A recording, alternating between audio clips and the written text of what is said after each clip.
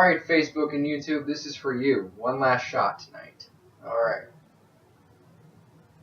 Alternative energy exploration is necessary to avoid an oil crisis that could bring global production to a screeching halt. Peak oil is the term used to describe the maximum rate of petroleum extraction possible. The oil shock of the mid-1970s raised prices from about 25 cents per gallon to over $1 in just a few short months. Back then, that price was staggering. Many gas stations, about 20% to be exact, didn't have fuel in them, and the ones that did came with an approximate 2 to 3 hour wait time at the pump.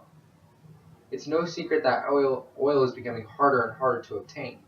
A barrel used to cost around $10 in 1998, $60 in 2007, but is now close to and sometimes upwards of $100 per barrel. The goal here, however, is not to know the history of fossil fuels such as oil. The goal is to know the different types of alternative energies being explored, who is doing the exploring, and when these alternative energies will be a safe, efficient, and effective replacement for fossil fuels. When people think of alternative energy, wind energy tends to be one of the first things that comes to mind. It comes with a price tag of about 6 cents per kilowatt hour, and new developments have made it possible to produce 6 megawatt wind machines. These machines have no need for cooling water, and they harvest about half of the energy that passes through them.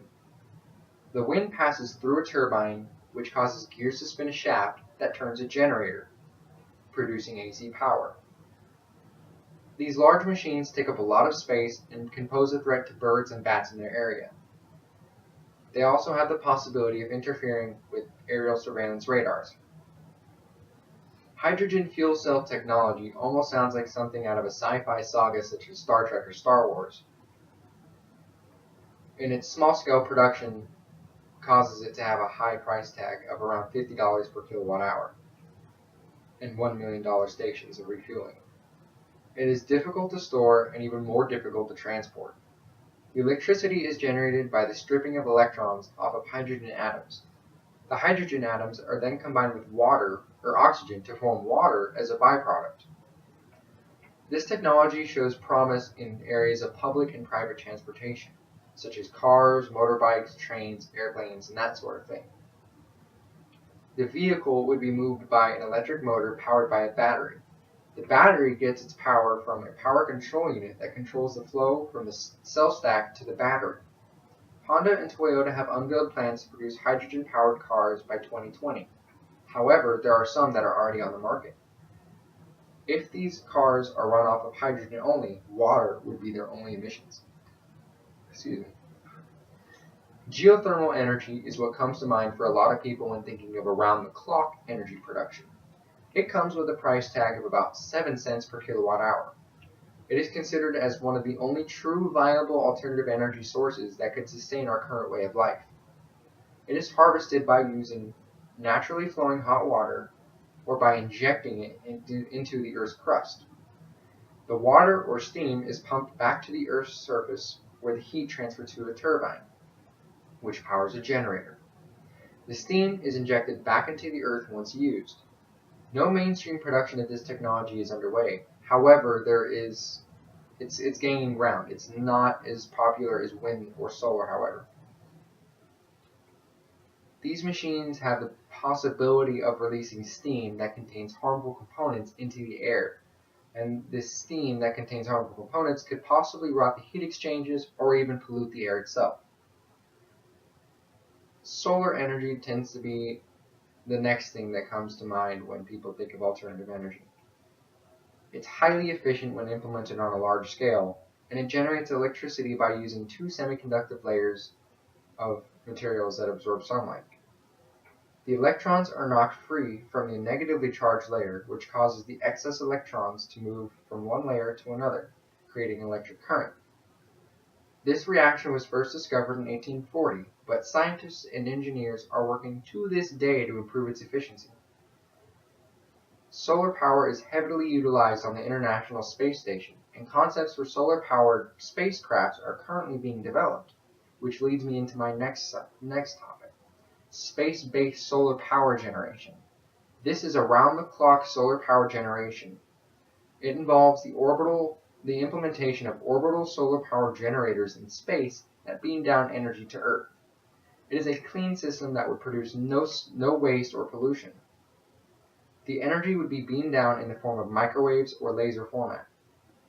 It would cost upwards of tens of billions of dollars, but the aim is to produce cheap and stable energy at around 6 cents per kilowatt hour. The advantages of this type of technology is that in space, solar radiation is 5 to 10 times stronger than it is on Earth, due to the fact that Earth's atmosphere reflects most of the sun's solar radiation. Studies began after the oil shock of the mid-1970s. However, the technology was not yet advanced enough to realize its full potential. NASA discontinued its program in 2001. However, the U.S. National Security Space Office noted, and I quote, "A single kilometer-wide band of geosynchronous Earth orbit experiences enough solar flux in 1 year to nearly equal the amount of energy contained within all known recoverable conventional oil reserves on Earth today." This space solar power generation system would produce 1 gigawatt of energy. That is the equivalent of a large nuclear power plant.